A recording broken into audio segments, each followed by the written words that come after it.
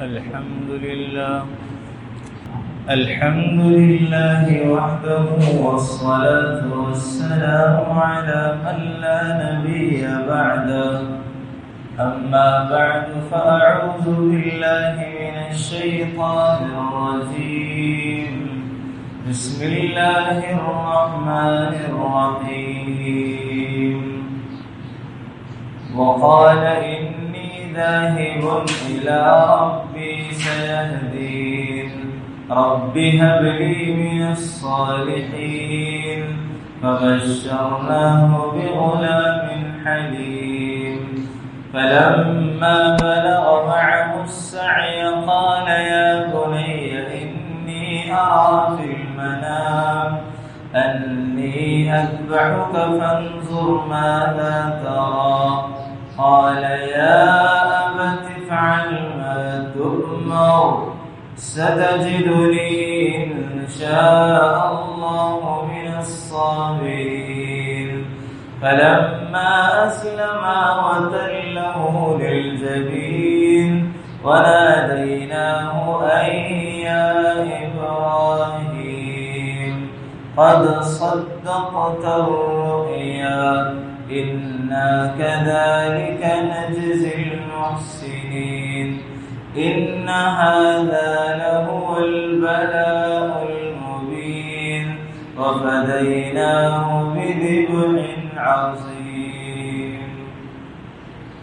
عن زيد بن أرقم رضي الله عنه قال أصحاب رسول الله صلى الله عليه وسلم يا رسول الله ما هذه الأضاحي؟ قال سنة أبيكم إبراهيم عليه السلام. قالوا فما لنا فيها يا رسول الله؟ قال بكل شعرة حسنة. قال فالصوف يا رسول الله؟ قال بكل شعرة من الصفوف حسنة. أو كما قال عليه الصلاة والسلام.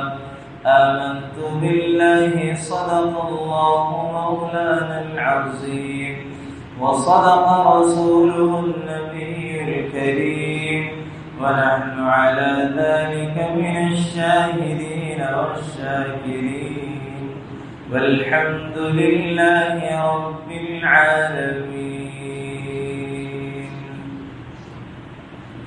اللهم صل على سيدنا ومولانا محمد وعلى آل سيدنا ومولانا محمد وبارك وسلم.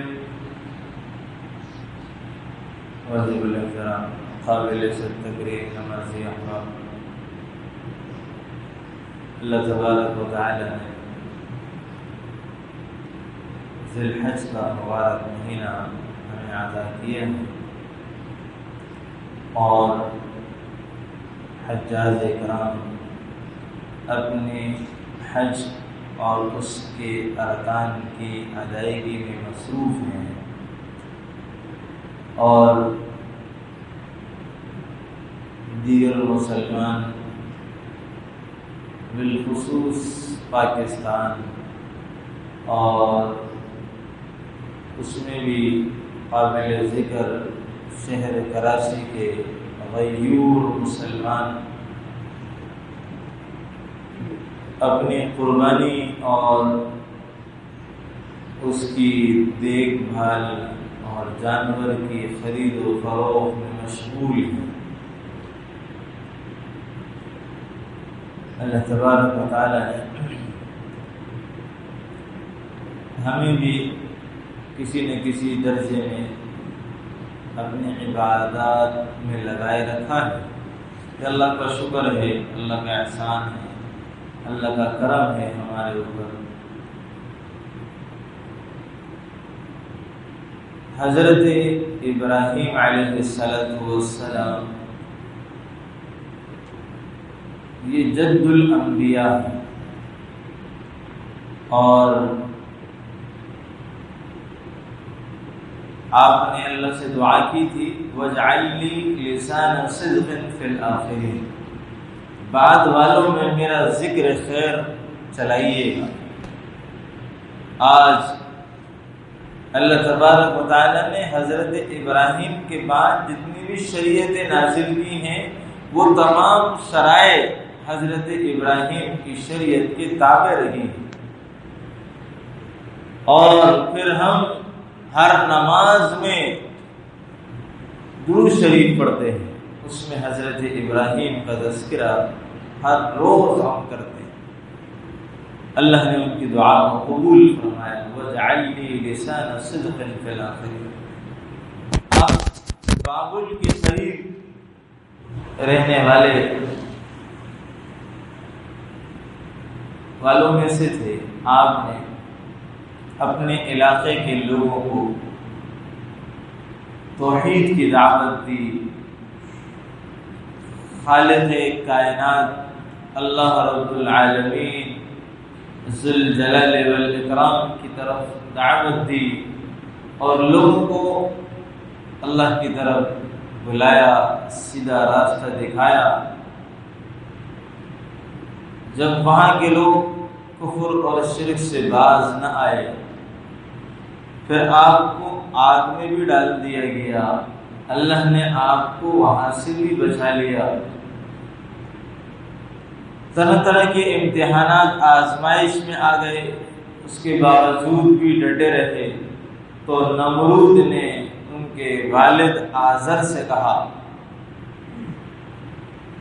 کہ اپنے بیٹے کو سمجھاؤ۔ باپ اور بیٹے میں مکالمہ ہوا۔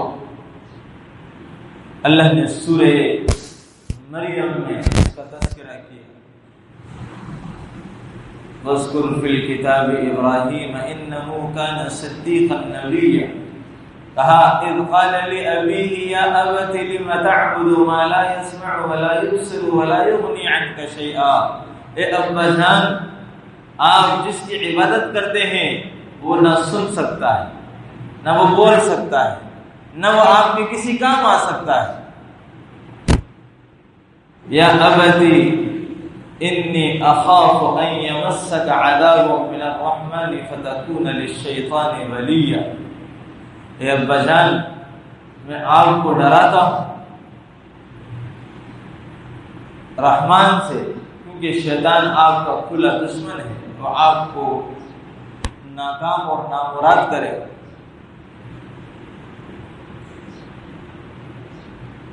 حضرت ابراہیم نے اپنے والد محترم کو دعوت دی، سمجھانے کی کوشش کی۔ باپ نے کہا اگر تو باز نہیں آیا لَإِن لَّمْ تَنْتَهِ لَأَرْجُمَنَّكَ وَاهْجُرْنِي مَلِيًّا، اگر تو باز نہیں آیا میں تجھے سنسار کروں گا۔ حضرت ابراہیم نے کہا اپنے والد محترم سے میں جاتا ہوں، اپنے قوم کو چھوڑا، اور کہا میں اپنے رب کی طرف جاتا ہوں اور میرا رب میری رہنمائی کرے گا اور مجھے اس جگہ لے جائے گا جہاں میں اپنے رب کے احکامات پر عمل کر سکوں اور وہاں کے لوگوں کو دعوت دے سکوں اور ان کو اللہ کی طرف مائل کر سکوں اور چین اور سکون کی زندگی گزار سکوں۔ اور پھر والد سے رخصت ہو کر کے قال سلام علیک سأستغفر لك ربی انه كان بی حفیا واعتزلكم وما تدعون من دون الله وادعو ربی عسى الا اكون بدعاء ربی شقیا۔ بڑی تفصیلی گفتگو اللہ نے قرآن میں ذکر کی۔ باپ اور بیٹے چلے گئے، روانہ ہوئے۔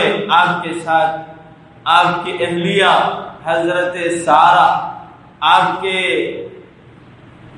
بھائی کے بیٹے حضرت لوط علیہ السلام، 3 افراد کا لشکر۔ آپ بابل میں مصر کے رہنے والے، آپ نے کہا میں اپنے رب کی طرف جا رہا ہوں۔ اللہ نے آپ کو شام کی طرف ہجرت کرنے کو کہا، اللہ نے آپ کو شام کی طرف ہجرت کروائی۔ آج جو شام ہے وہ ایک ملک ہے، اس وقت میں جو ملک شام کہلاتا تھا وہ 4 ممالک پر مشتمل تھا. اس میں سے ایک اردن، لبنان، فلسطین اور یہ شام، 4 ممالک ملا کر کے ایک ملک شام ہے. احادیث میں بھی جہاں ملک شام کا ذکر ہے وہ پورے اس خطہ ارض کو لیا ہوا ہے جس کو شام کہا جاتا ہے، جس کے اندر لبنان، اردن اور فلسطین اور شام کا حصہ شامل، یہ ملک شام کہلاتا ہے. آپ فلسطین کی سرزمین کی طرف ہجرت کر گئے اور وہاں اللہ کی دعوت میں مصروف ہوئے. اللہ نے راستے میں ایک اور آزمائش لی. ایک بادشاہ نے آپ کی بیوی کو بلوا لیا، پکڑ لیا. اللہ نے وہاں سے حضرت سارہ کو محفوظ رکھا. اس بادشاہ نے حضرت سارہ کو خدمت کے طور پر باندھی، ہاجرہ نام کی دے دی. آپ نے حضرت سارہ نے حضرت ہاجرہ کو حضرت ابراہیم علیہ السلام کے حوالے کر دیا. تو حضرت ہاجرہ کے ساتھ حضرت ابراہیم علیہ السلام نے نکاح کیا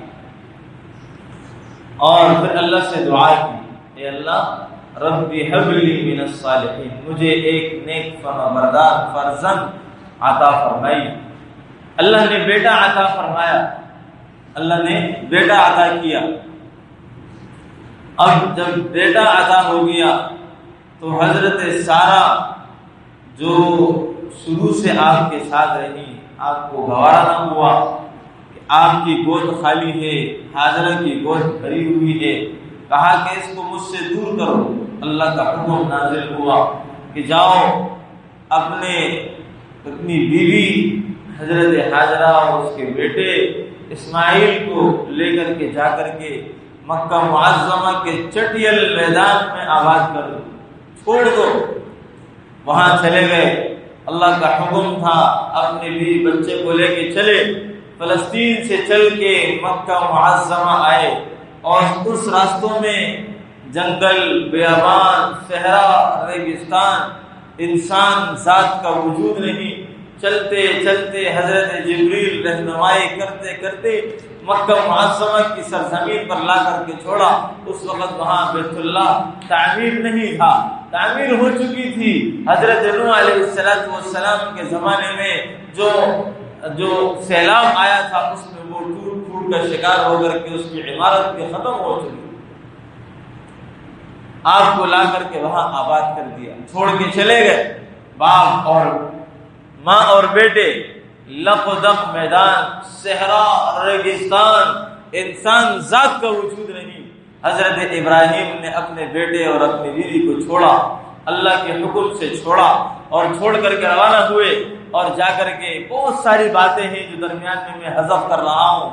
جا کر کے ایک پہاڑی کے دامن میں کھڑے ہوئے، اللہ سے دعا کی، ربنا انی اسکنت من ذریتی بواد غیر ذی زرع عند بیتک المحرم. اے رب، میں نے اپنی ذریت کو آپ کے بیت حرام کے قریب آباد کیا ہے جو وادی غیر ذی زرع ہے، جہاں کھیتی نہیں اگ سکتی، جہاں انسان نہیں، جہاں پانی نہیں، جہاں انسانیت کے زندہ رہنے کے کوئی اسباب موجود نہیں ہے.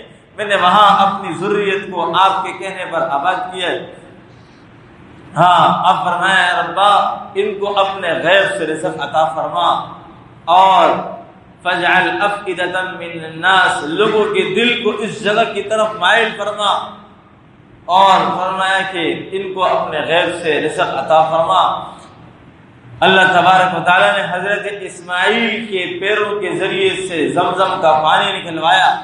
پھر وہاں ایک قبیلہ آ کر کے آباد ہوا جس کا نام جرہم تھا، اور قبیلہ جرہم وہاں آ کر کے پانی کی وجہ سے حضرت ہاجرہ کی اجازت سے آباد ہوا. اور پھر حضرت ابراہیم علیہ السلام وقفے سے اللہ کے حکم اور اجازت سے فلسطین سے لے کر کے مکہ تک آتے، اپنی بیوی اور بچے کی خبر لے کر کے پھر چلے جاتے. اس طرح زندگی کے 12 سال گزرے.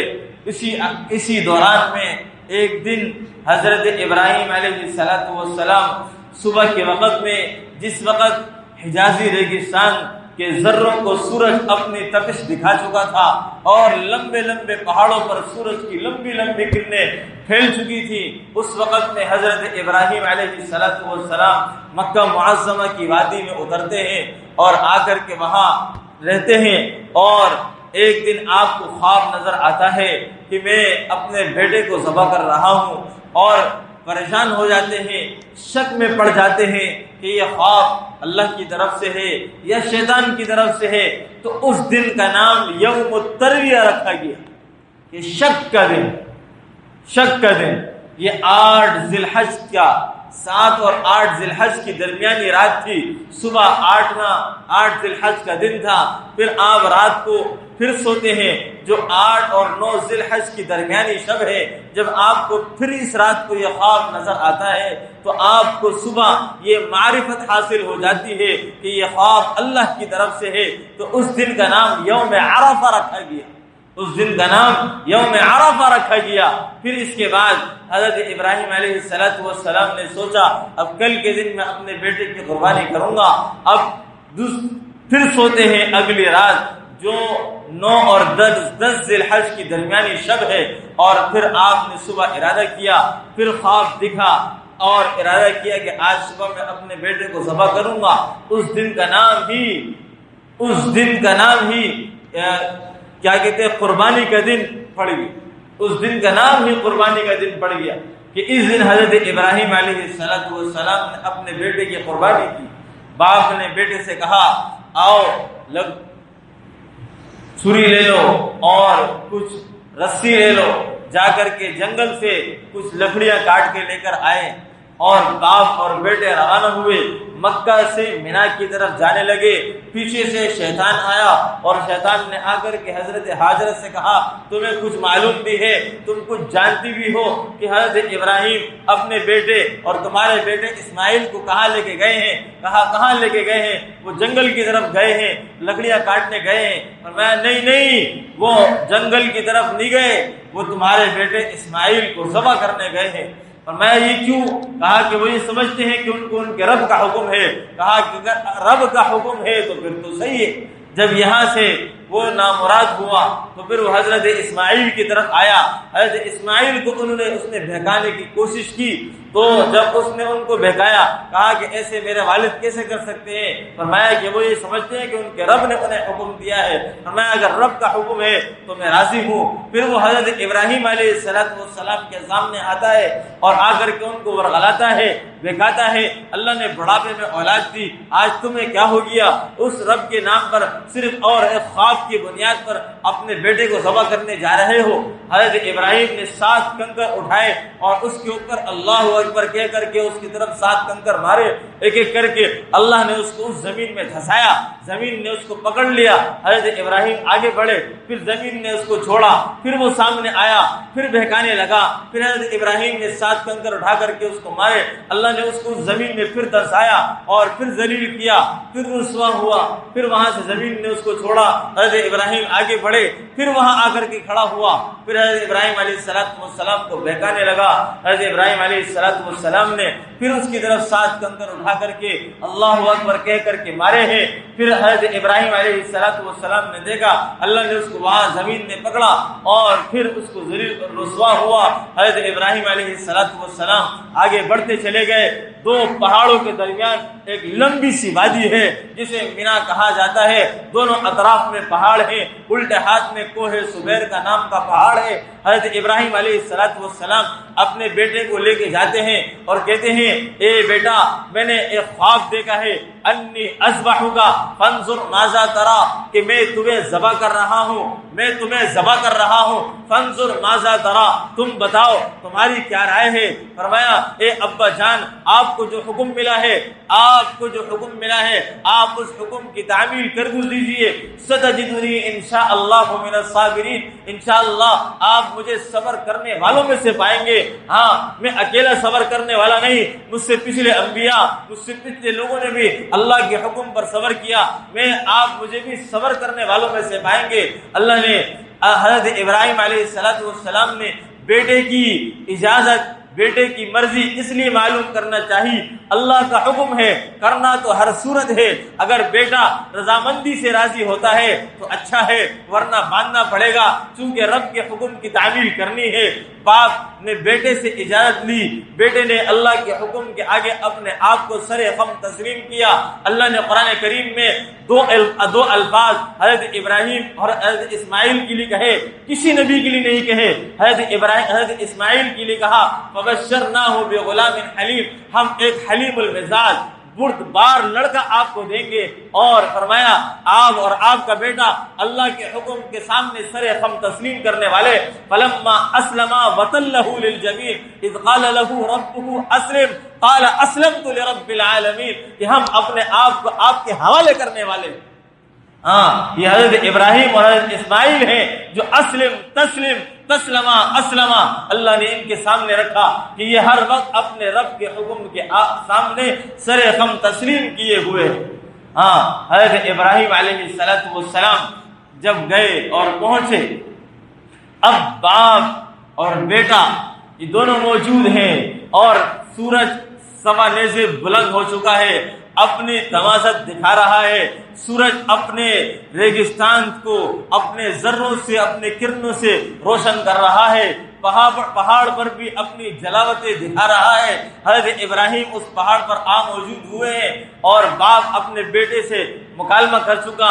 بیٹے نے کہا اے ابا جان میری قمیص اتار لیجئے، یہ میری والدہ کو دے دیجئے گا تاکہ ان کو اس کے ذریعے سے تسلی حاصل ہو جائے، اور آپ چھری کو اچھی طرح تیز کر لیجئے گا تاکہ آپ مجھے اچھی طرح ذبح کر سکیں اور مجھے زیادہ تکلیف نہ ہو، اور آپ اپنے آنکھوں پر پٹی باندھ لیجئے گا تاکہ آپ آپ کو باپ کی شفقت سامنے آ کر کے اللہ کے حکم سے مانے نہ ہو جائے۔ آپ مجھے لٹائیے گا اور زور سے چھری چلائیے گا تاکہ اللہ کا حکم جلد از جلد پورا ہو جائے۔ حضرت ابراہیم نے ان تمام باتوں کو دیکھا، اللہ کا شکر ادا کیا کہ اللہ آپ نے کیسا صالح اور فرما بردار فرزند عطا کیا ہے۔ آپ نے اپنے بیٹے کی بات مانی اور چھری تیز کر چکے اور ذبح کرنے کے لیے بیٹے کو سینے کے بل لٹایا، سینہ اوپر ہے اور پیٹھ نیچے ہے، اور لٹا کر کے ذبح کرنے کے لیے چھری کو تیز تیز چلانا شروع کیا۔ اتنے میں اللہ نے درمیان میں ایک پیتل کا ٹکڑا حائل کیا، چھری چلتی ہے مگر بچہ ذبح نہیں ہوتا، 12 سال کی عمر کا بچہ ہے وہ ذبح نہیں ہو رہا، اور چھری تیز ہے چل رہی ہے اور اپنا کام نہیں دکھا رہی۔ اب جب یہاں سے نامراد ہوئے، پریشان ہوئے کہ یہ کیا ہوا کہ چھری چلتی نہیں، تو کہا بیٹے نے اے ابا آپ مجھے الٹا لٹائیے اور میرے کندھے کے اوپر اپنا پاؤں رکھیے اور زوردار چھری چلائیے، تو ہو سکتا ہے کہ ذبح ہو جائے اور اللہ کا حکم پورا ہو جائے۔ جب بیٹے نے یہاں پر اس طرح کہا تو باپ نے الٹا لٹایا اور چھری گردن کی طرف چلانی چاہیے، تو بھی اللہ نے پیتل کا ٹکڑا حائل کیا، ٹکڑا حائل ہے، چھری چل رہی ہے، بچہ نہیں ذبح ہو رہا، اللہ کا حکم پورا ہو رہا ہے۔ ملائے اعلیٰ میں اور فرشتوں کے آسمانوں کے اندر، تمام غیبی مخلوق کے اندر ایک کھلبلی مچی ہے، تحیر کا عالم ہے۔ یہ اتنا بڑا امتحان لیا جا رہا ہے، کس مصلحت کے تحت لیا جا رہا ہے، اور وہاں حضرت جبریل علیہ السلام پکار اٹھے اللہ اکبر اللہ اکبر، جہاں اللہ نے اللہ تبارک و تعالیٰ کے بھیجے ہوئے حضرت جبریل علیہ السلام کے جو الفاظ تھے، اس کو حضرت اسماعیل علیہ السلام نے سنا تو اس کے جواب میں کہا لا الہ الا اللہ واللہ اکبر، اور پھر اس کے جواب میں حضرت ابراہیم علیہ السلام نے کہا اللہ اکبر وللہ الحمد۔ یہ ماجرا چل رہا ہے اور چھری چل رہی ہے مگر بچہ ذبح نہیں ہوتا۔ اللہ نے آسمانوں سے آواز لگائی ونادیناہ ان یا ابراہیم، اے ابراہیم قد صدقت الرؤیا، تو نے اپنا خواب سچ کر دکھایا۔ انا کذالک نجزی المحسنین، ہم اسی طریقے سے نیکوکاروں کو جزا اور بدلہ دیتے ہیں۔ اللہ نے حضرت جبریل علیہ السلام کے ذریعے آسمانوں سے مینڈا بھیجا، وہ مینڈا لایا گیا۔ حضرت جبریل علیہ السلام نے حضرت اسماعیل کو ایک طرف اٹھا کے کھڑا کیا، پھر آپ کو حضرت جبریل علیہ السلام نے مینڈے کو لٹایا، حضرت ابراہیم علیہ السلام نے مینڈا ذبح کیا، تو فرمایا فرمایا ان ھذا لہو البلاء المبین. اللہ خود قرآن میں فرماتے ہیں یہ بہت بڑی آزمائش تھی. کون ہے جو اپنے بیٹے کو ذبح کر سکے؟ مگر حضرت جبریل علیہ السلام نے مینڈا لائے اور اللہ کو سامنے حضرت ابراہیم علیہ السلام نے دکھایا کہ میں 5 امتحانوں میں کامیاب ہوا. اللہ فرماتے ہیں وَإِذِ ابْتَلَىٰ إِبْرَاهِيمَ رَبُّهُ، حضرت ابراہیم کو اس کے رب نے آزمایا.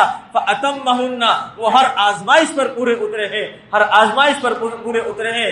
اللہ فرماتے اذ قال له ربه اسلم، فرمایا اے ابراہیم اپنے رب کے حکم کی فرمان برداری کیجیے. حضرت ابراہیم فرماتے قال اسلمت لرب العالمین، میں اپنے رب کے حکم کا فرما بردار ہوں. ہاں وفدیناہ بذبح عظیم، پھر اللہ تبارک و تعالی نے اس بچے کے فدیے میں مینڈا ذبح کروایا. اور روایت میں آتا ہے یہ وہی مینڈا ہے جسے حضرت حابیل نے اللہ کے نام پر پیش کیا تھا اور اس کی قربانی قبول ہوئی تھی جو حضرت آدم کے بیٹے تھے. اللہ نے وہ مینڈا آسمانوں پہ رکھا تھا، اس مینڈے کو بھیجا اور اس مینڈے کو اللہ نے حضرت ابراہیم علیہ السلام کے ہاتھوں سے ذبح کروایا ہے. ہاں یہ ہے قربانی. اللہ کے رسول علیہ السلام سے صحابہ نے پوچھا ما هذه الاضاحی، یہ قربانی کیا ہے؟ فرمایا قال سنت ابیکم ابراہیم، تمہاری روحانی باپ حضرت ابراہیم کی سنت ہے.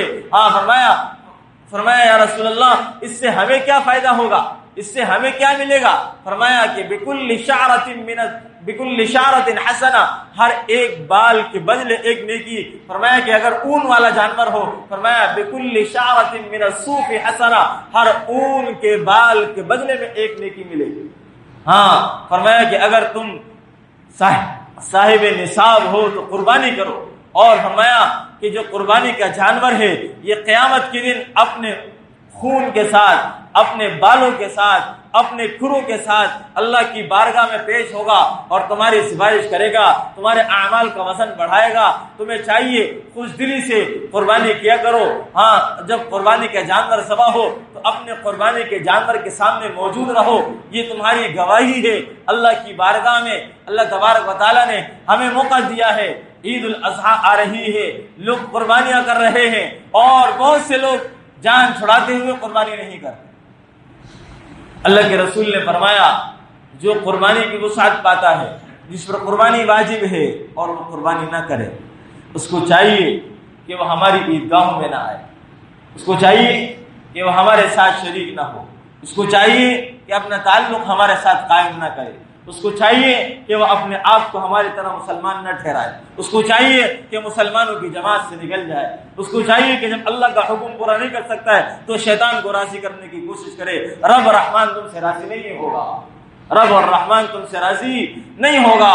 تو میرے دوستو اس 3 دن کے اندر اللہ کے نزدیک سب سے زیادہ بہترین عمل، اللہ کو راضی کرنے والا عمل، اللہ کو محبوب عمل وہ جانور کا خون بہانا ہے. وہ جانور کا خون بہانا ہے، وہ جانور کا خون بہانا ہے. ہاں اللہ کو سب سے زیادہ ان 3 دن کے اندر جانور کا خون بہانا پسند ہے. اللہ کو یہ نہیں پسند کہ آپ اس دن کے اندر جو ہے قربانی کے پیسوں سے آپ کسی غریب کی مدد کریں، اس کا راشن ڈلوائیں، اس کی تیمارداری کریں اور یہ تمام چیزیں کریں. اللہ کو یہ نہیں پسند. اللہ کو جانور کا خون بہانا پسند ہے.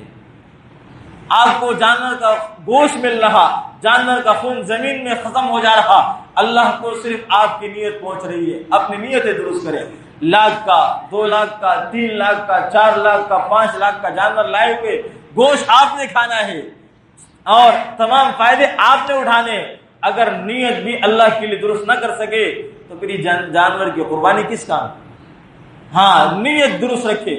دکھلاوا، ریاکاری، شہرت، نام و نمود اس کو دل سے ہٹائیں، اس کو دل میں جگہ نہ دیں. ہاں اللہ کے لیے قربانی کریں.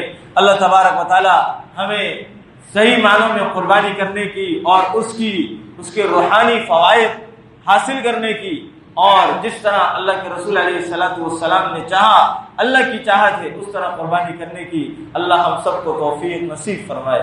وآخر دعوانا الحمدللہ رب العالمین.